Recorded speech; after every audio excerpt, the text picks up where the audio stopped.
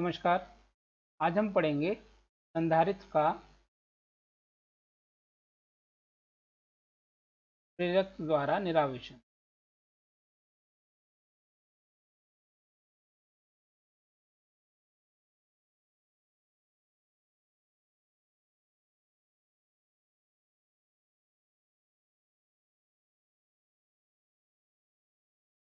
Discharging of capacitor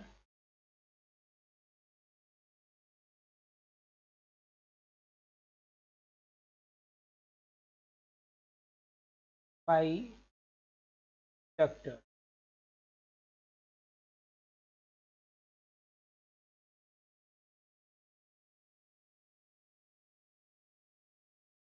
जब किसी पूरी तरीके से आवेशित संधारित्र को कनेक्ट करते हैं इंडक्टर के साथ, तो क्या होता है उसके बारे में हम स्टडी करेंगे।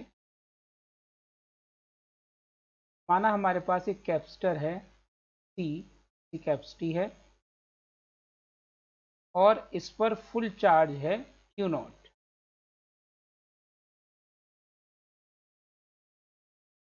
इसको जब हम कनेक्ट कर देंगे एक इंडक्टर से,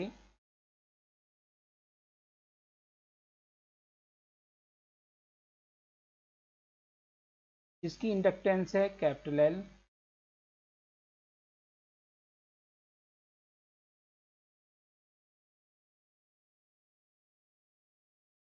तो चित्रानुसार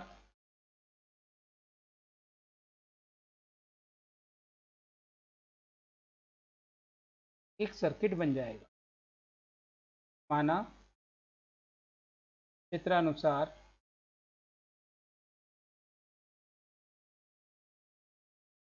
एक संधारित्र की धारिता कैपिटल C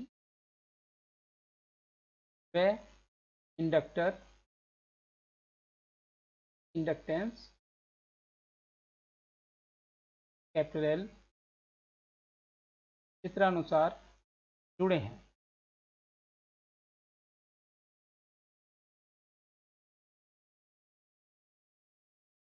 माना संधारित्र पर t इज इक्वल टू 0 पर, यानी कि प्रारंभ में अधिकतम आवेश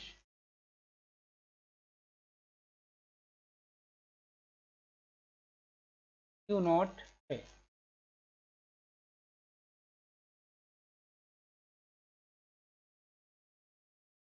A को B से कनेक्ट करने पर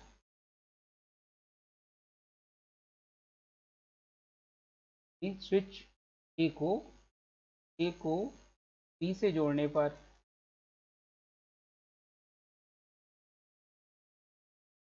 संधारित्र का आवेश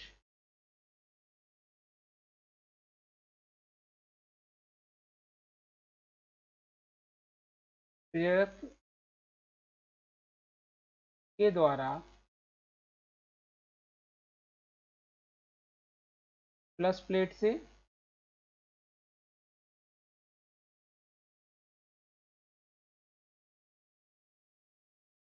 नेगेटिव प्लेट की ओर चलेगा।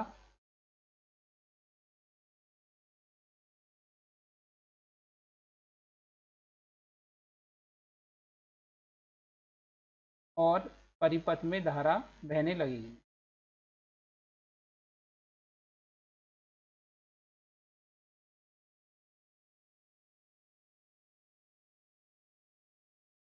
इस बढ़ती हुई धारा का या परिवर्तित धारा का, क्योंकि शुरू में धारा शून्य और फिर धारा का मान बढ़ रहा है, इस परिवर्तित धारा का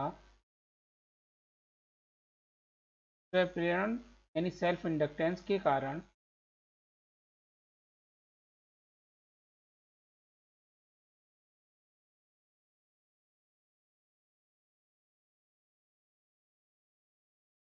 प्रेरक अपोजिशन करेगा यानी विरोध करेगा।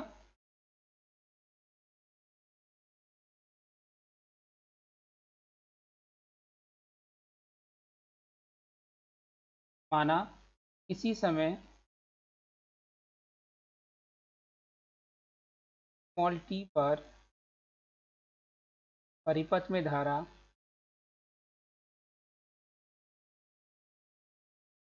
स्मॉल आई व संधारित्र पर बचा आवेश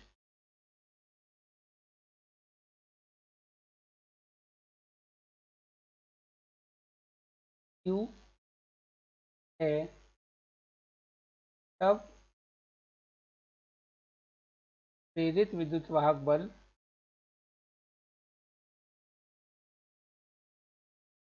इंड्यूस्ड ईएमएफ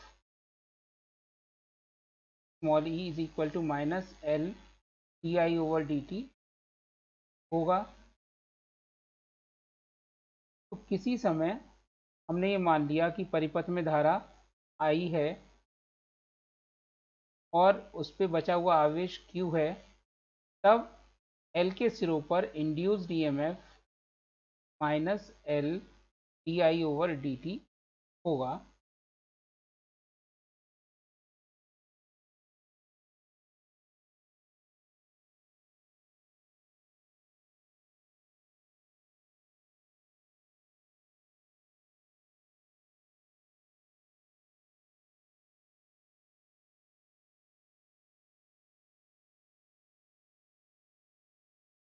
अतः किरचॉफ के नियम से, हम ओम का नियम कह सकते हैं या किरचॉफ का नियम से,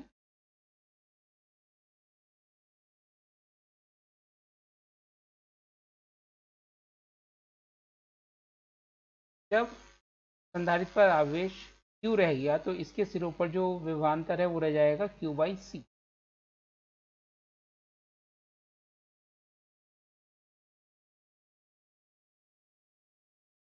Q by C minus L d i over D t is equal to i into zero, क्योंकि प्रतिरोध जीरो है।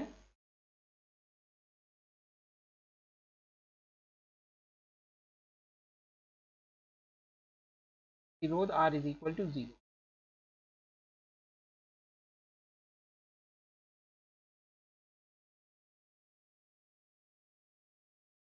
यहाँ I is equal to minus d Q over D t, क्योंकि Q का मान स्मॉल t के साथ है। अतः Q by C minus L D over D T minus Q over D T equal to zero. ये हो जाएगा L D square Q over D T square plus Q by C equal to zero.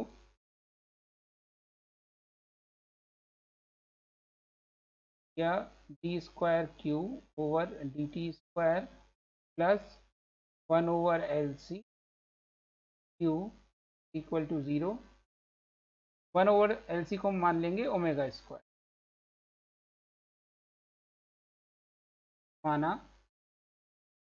1 over L C equal to omega square. अतः T square Q over D T square plus omega square Q equal to zero. तो यह Q में second order differential equation बन गई, जो कि एक simple harmonic motion की इक्वेशन है। इससे ये पता चलता है कि जो चार्ज या आवेश है वो सिंपल हार्मोनिक मोशन के हिसाब से क्यू की वैल्यू घटेगी या बढ़ेगी।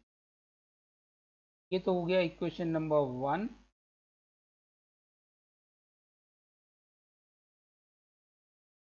ये equation number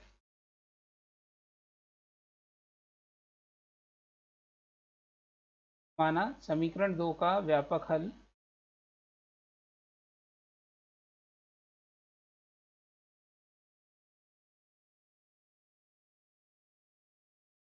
Q is equal to A E raise to power alpha T है,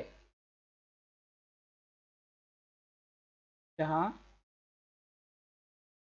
ए व अल्फा कांस्टेंट है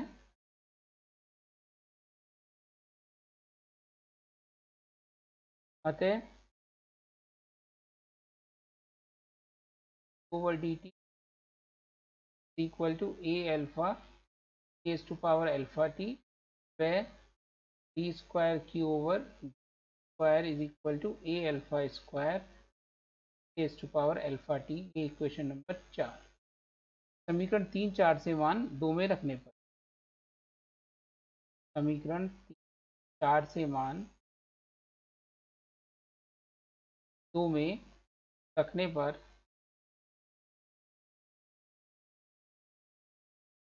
इक्वेशन 2 बन जाएगी A alpha square E raise to power alpha T plus omega square A E raise to power alpha T equal to 0।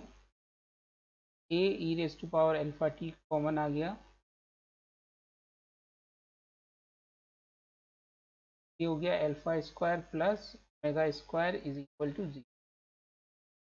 क्योंकि ये T के हर एक मान के लिए सत्य है, इसलिए A E raise to power alpha T is not equal to 0। अतः alpha square plus omega square is equal to 0 और इससे अल्फा की वैल्यू आ गई plus minus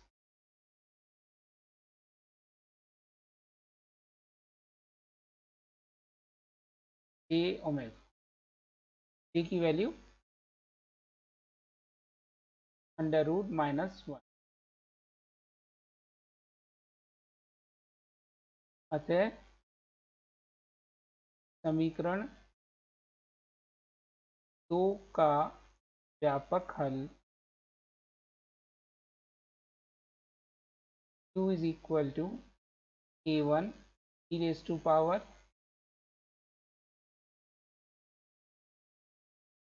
plus j omega t plus a2 e raise to power minus J omega T.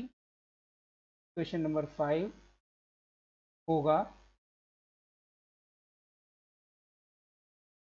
यहाँ capital A1 व capital A2 नियतांक हैं जिनके मान अब हम ज्ञात करेंगे।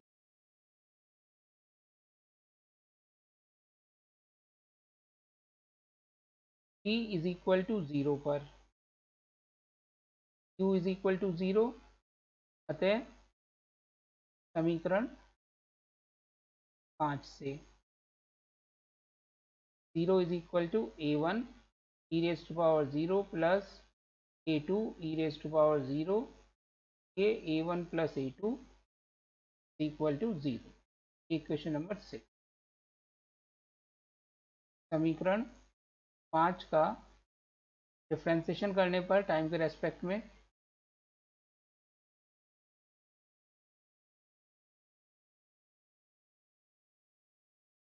q over D T equal to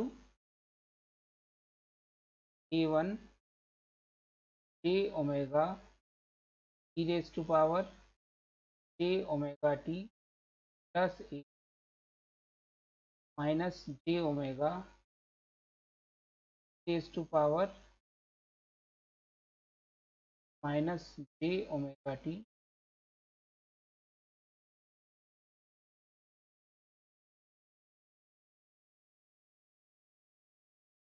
हम जानते हैं कि t इज इक्वल टू 0 पर धारा minus q over D T या D Q over D T equal to 0। अतः 0 is equal to a1 J omega raise to power 0 plus a2 minus J omega E raise to power 0। तो a1 minus a equal to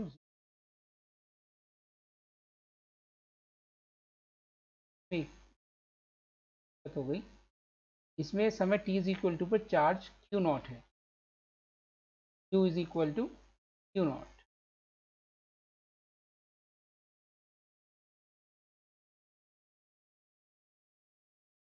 अतः यहाँ पर आएगा q naught और equation 6 convert हो जाएगी Q not में। तो अब इक्वेशन 6 तो आ गई a1 plus a two is equal to q naught, और इक्वेशन 7 आ गई a1 minus a two equal to 0। इन दोनों को ऐड कर देंगे समीकरण 6 व 7 से, दोनों को ऐड कर देंगे तो twice a1 is equal to q naught, इसलिए a1 is equal to q naught by 2। अतः समीकरण 7 से a2 is equal to a1 equal to q naught by, तो हमें a1 और a2 के मान ज्ञात हो गए। यह मान समीकरण 5 में रखने पर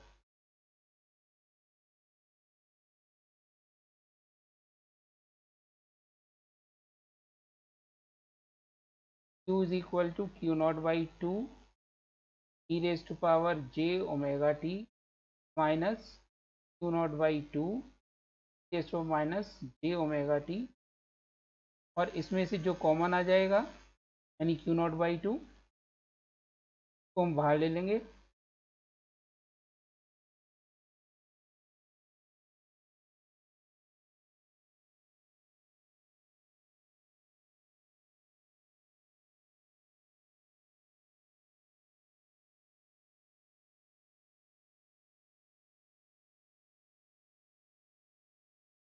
प्लस में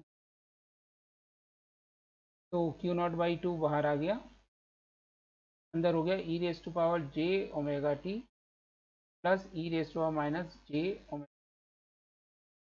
डिमाइवर थ्योरम का यूज करेंगे तो अंदर e raise to power I theta plus E raise to minus I theta, that is twice cos I theta, is twice cos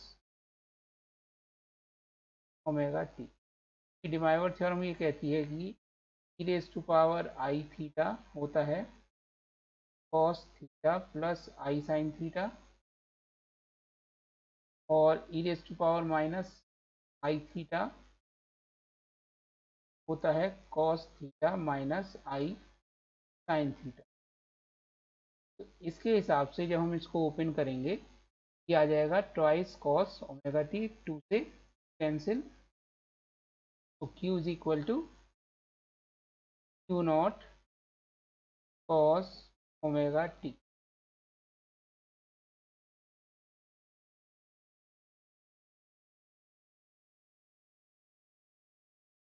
समीकरण नंबर 8।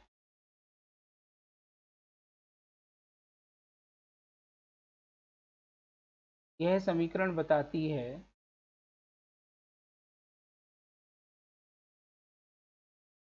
कि संधारित्र पर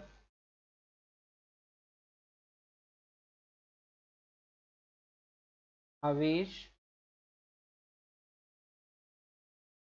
सरल आवर्त रूप से बदलेगा,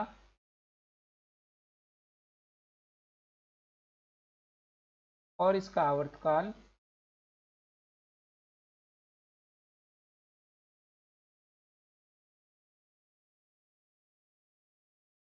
capital T is equal to 2 pi by omega. Omega का मान अगर हम समीकरण 1 से रख दें 2 pi under root L C, वह आवृत्ति f is equal to 1 by T, that is 1 over twice pi under root L होगी। तो अगर हम ग्राफ से रिप्रेजेंट करना चाहें तो आवेश का मान समय के साथ संधारित्र पर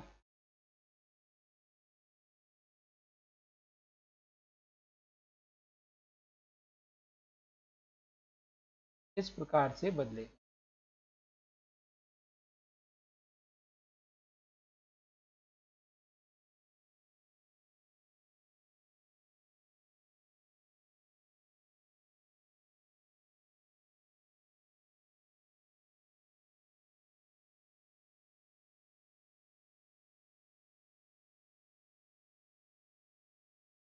Q का मान के साथ अनुसार संधारित्र पर बदलेगा।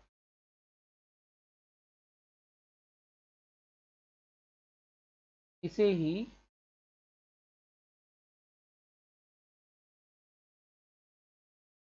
वैद्युत दोलन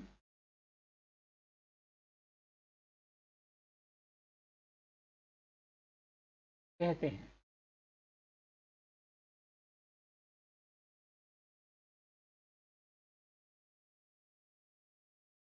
तो वैद्युत दोलन क्या होते हैं, किस प्रकार से ये आवेश पहले घटता है फिर बढ़ता है विपरीत दिशा में चला जाता है, उसको हम अब एक्सप्लेन करेंगे।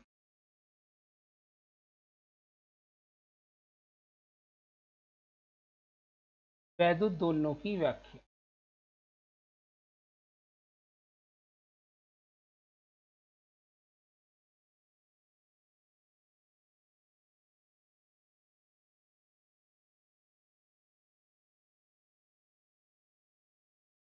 समांतर क्रम में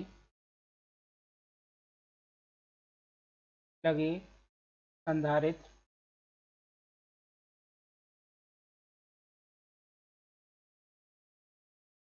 व प्रेरक के बीच वैद्युत ऊर्जा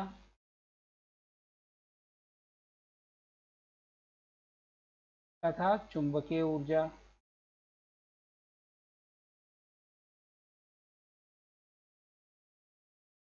का परस्पर परिवर्तन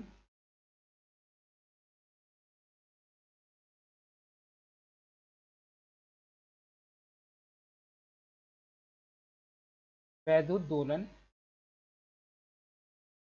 कहलाता है।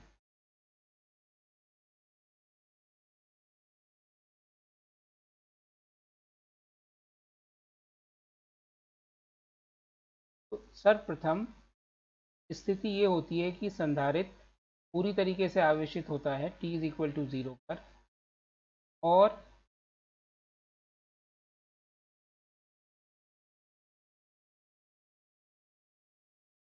कोई परिपथ में धारा नहीं है।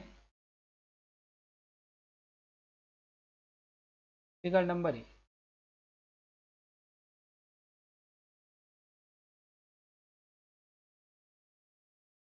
सर्वप्रथम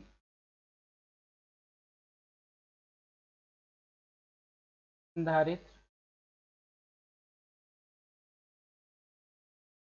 पर कुल वैद्युत ऊर्जा half q naught square by होती है।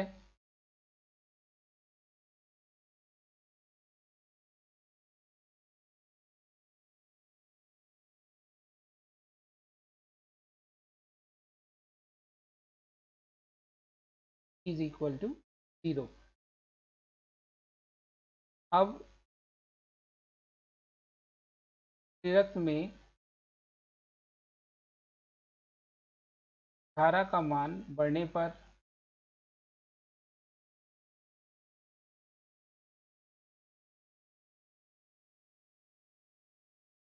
प्रेरित विद्युत वाहक बल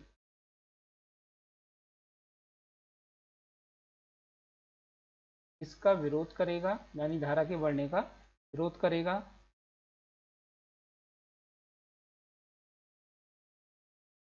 और अपने अंदर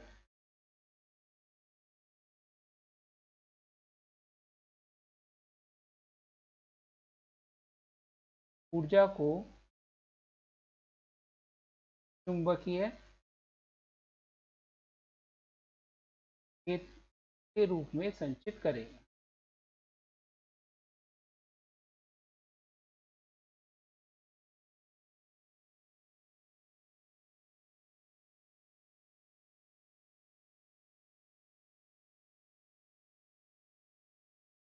माना अधिकतम धारा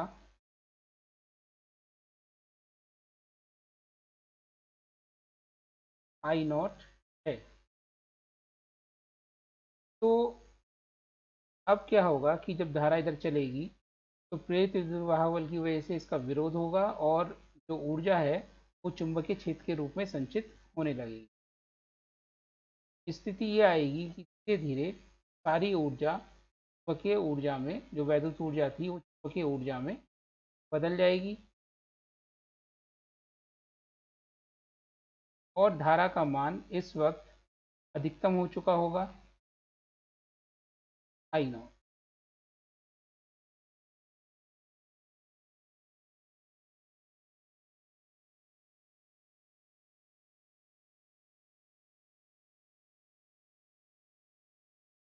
अब ऊर्जा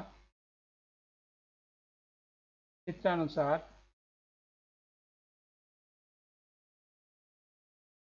half L I naught square प्रेरक में होगी।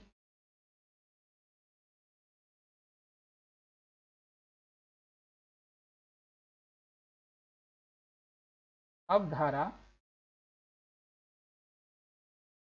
घटेगी, अधिकतम आने के बाद घटेगी, परंतु प्रेरित विद्युत वाहक बल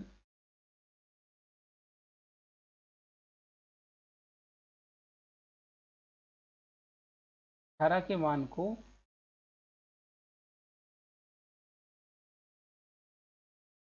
पुनः बढ़ाएगा,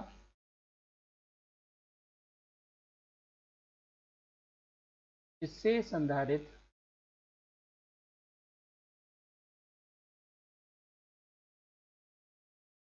विपरीत दिशा में आवेशित होने लगेगा।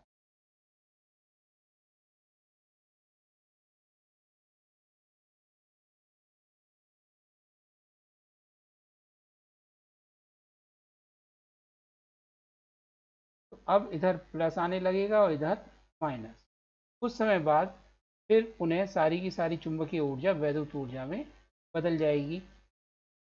स्थिति मिल जाएगी हमें सी।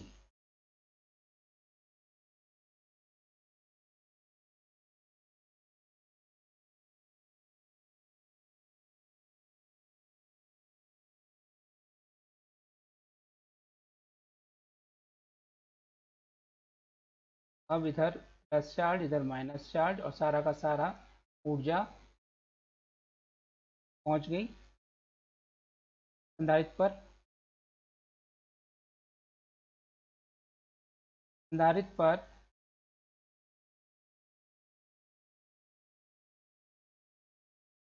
कुल वैद्युत ऊर्जा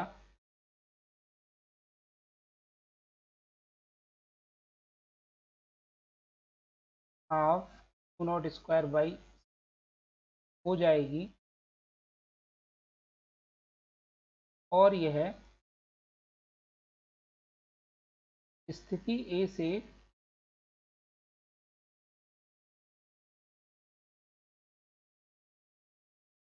विपरीत दिशा में आवेशित होगा।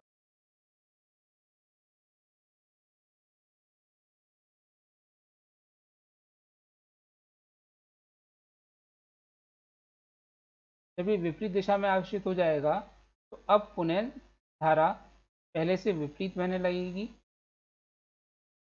अब धारा स्थिति ए से विपरीत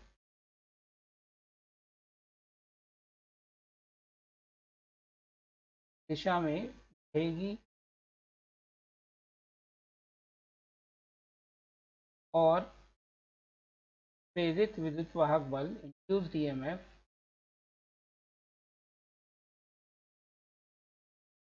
पुनः इसके बढ़ने का विरोध करेगा।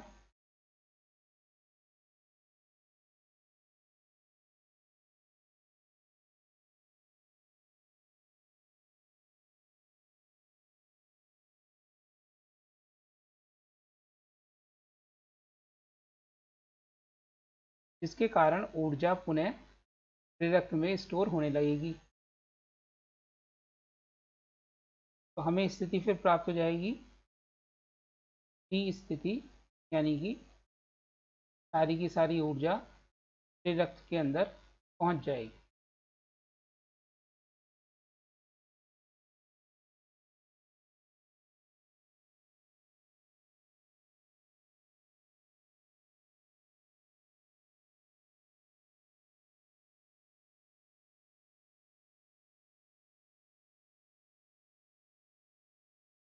और अब कुल ऊर्जा, चुंबकीय ऊर्जा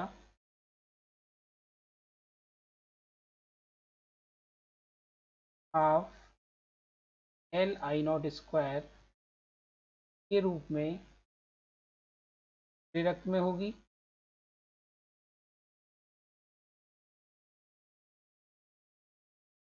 अधिकतम धारा के बाद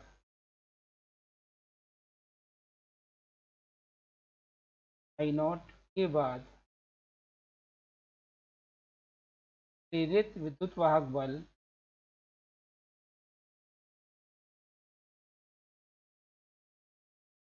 पुनः धारा के घटने का विरोध करेगा, यानी उसको आगे की ओर प्रवाहित करेगा।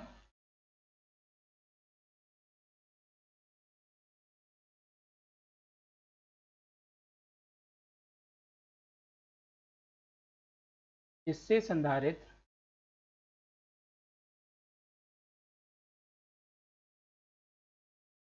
स्थिति ए की भांति आवेशित होगा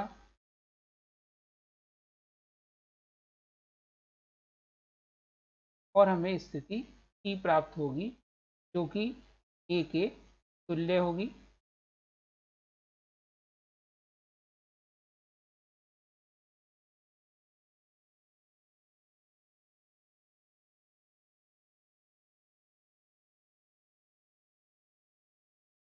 इस प्रकार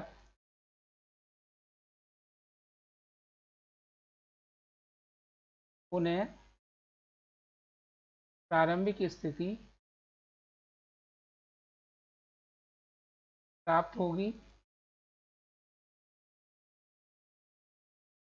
यह पूरा चक्र एक दोलन कहलाएगा।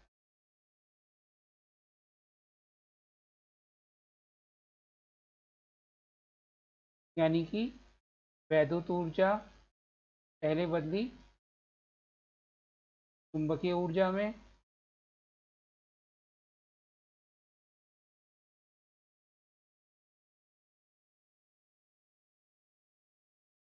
चुंबकीय ऊर्जा फिर बदली वैद्युत ऊर्जा में, वैद्युत ऊर्जा फिर बदली चुंबकीय ऊर्जा में, और ये पुनः पहले जैसी में आ गया। ये पूरा प्रोसेस एक दोलन कहलाता है।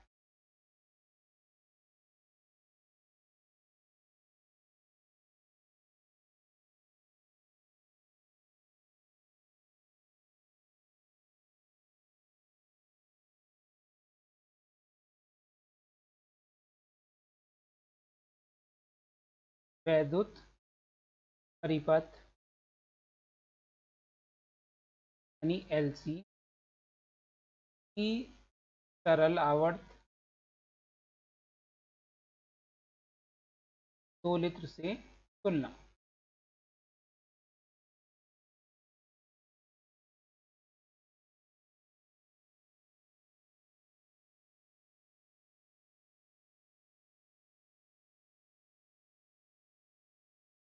तो हमें जानते हैं सरल आवर्त 2 लित्र सिंपल पेंडुलम होता है, जो अपनी माध्य स्थिति के इधर उधर कंपन करता है।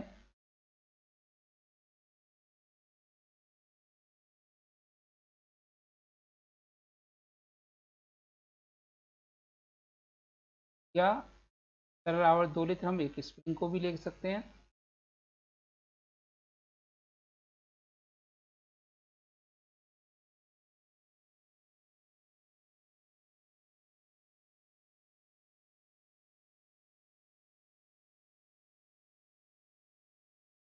एलसी परिपथ में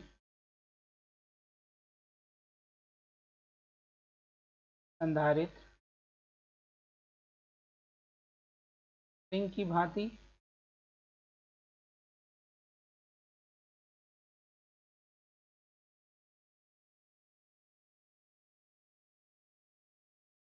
जहाँ जो कैपेसिटी होती है वो इक्वलेंट होती है 1 स्प्रिंग कांस्टेंट,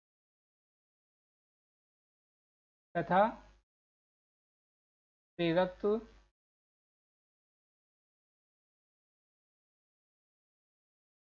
द्रव्यमान की भांति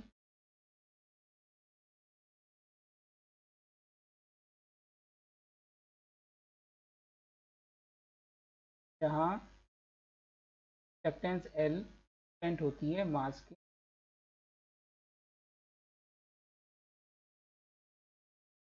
होता है। इसी प्रकार आवेश Q विस्थापन x के तथा धारा I वेग के तुल्य होता है।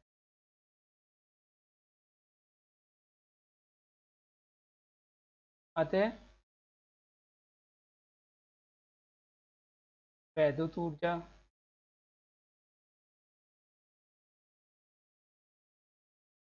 Half Q square by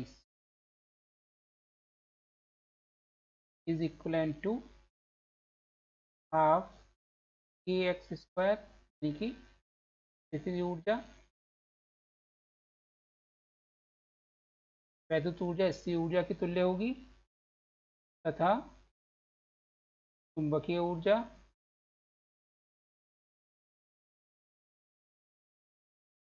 half Li square के इक्वलेंट होगी हाफ m स्क्वायर, यानी गतिज ऊर्जा।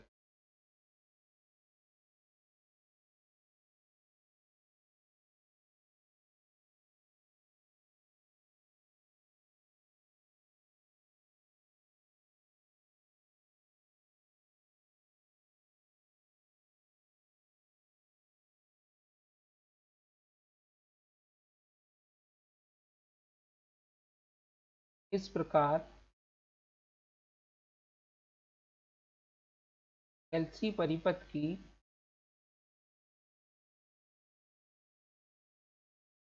विभिन्न अवस्थाओं को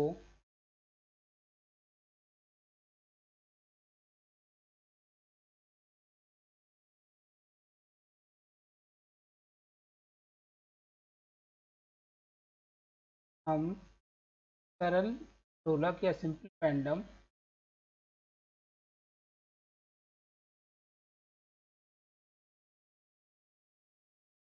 के द्वारा चित्रानुसार दिखाएंगे।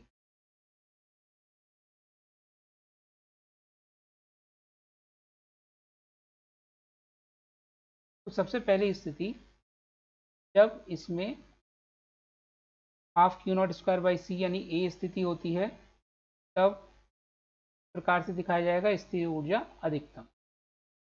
उसके बाद यह आता है जब स्थिर ऊर्जा गतिज ऊर्जा में बदल गई, यानी पी स्थिति हाफ Li0 स्क्वायर। फिर दोबारा से ये स्थिर ऊर्जा में बदलेगी, लेकिन विपरीत दिशा में। सी स्थिति अब ये पुनः वापस लौटेगी, ये डी स्थिति, और फिर दोबारा से ये पूर्व अवस्था में आ जाएगी, तब ये ई स्थिति, और इस प्रकार से एक दोलन पूरा हो जाएगा। तो अब हम देखते हैं कि जो एलसी परिपथ में वैद्युत दोलन होते हैं उनको हम एक सिंपल पेंडुलम की दोलनों की तुल्य मान सकते हैं।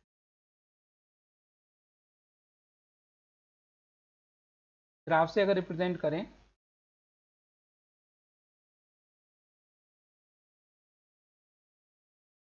तो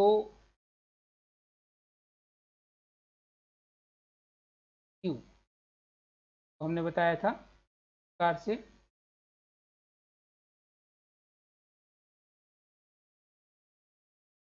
और अगर हम बात करें स्थितिज ऊर्जा हाफ क्यू स्क्वायर बाई सी,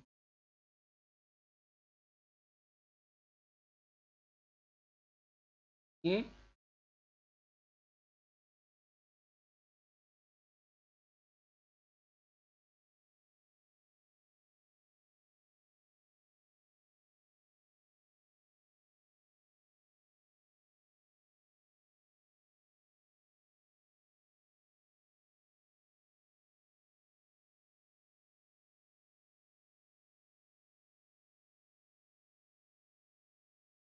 स्थितिज ऊर्जा होगी हाफ क्यू स्क्वायर बाई सी, अधिकतम value half q naught square by.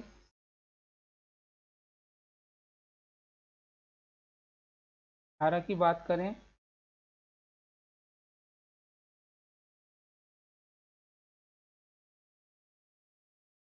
धारा प्रकार से होगी और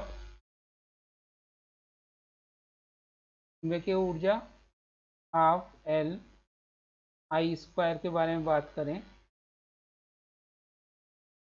तो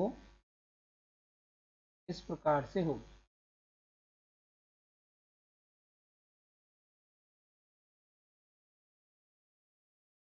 अर्थात स्थितिज वैद्युत व गतिज यानी कि चुंबकीय ऊर्जा की आवृत्ति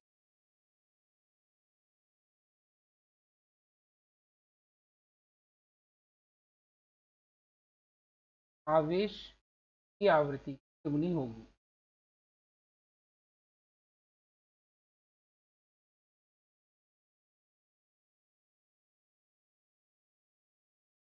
तब 2 ओमेगा होगी।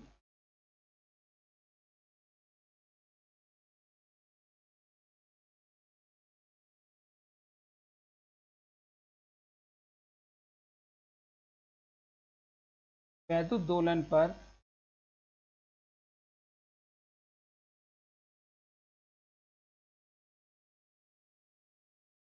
प्रतिरोध का प्रभाव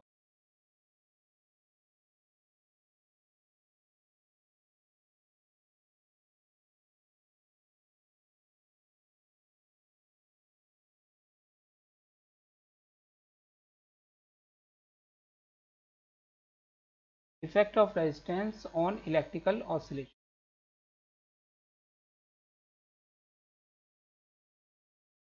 परिपथ में प्रतिरोध होने पर, क्योंकि अभी तक हमने प्रतिरोध को नगण्य माना था, परिपथ में प्रतिरोध होने पर कुछ ऊर्जा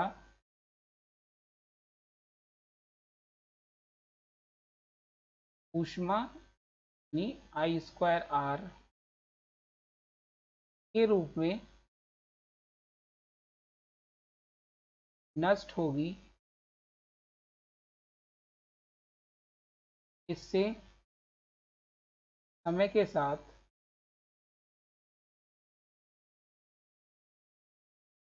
परिपथ की ऊर्जा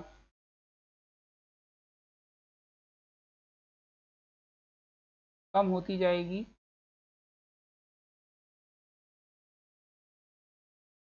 और आवेश के अवमंदित दोलन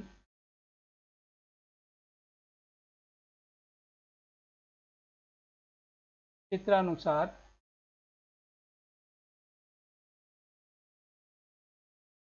प्राप्त होंगे। जितना ज़्यादा प्रतिरोध होगा उतना ही ज़्यादा डीके एनर्जी का ज़्यादा होगा और उतनी ही तेज़ी से जो ऑसिलेशंस हैं वो ख़त्म हो जाएंगे।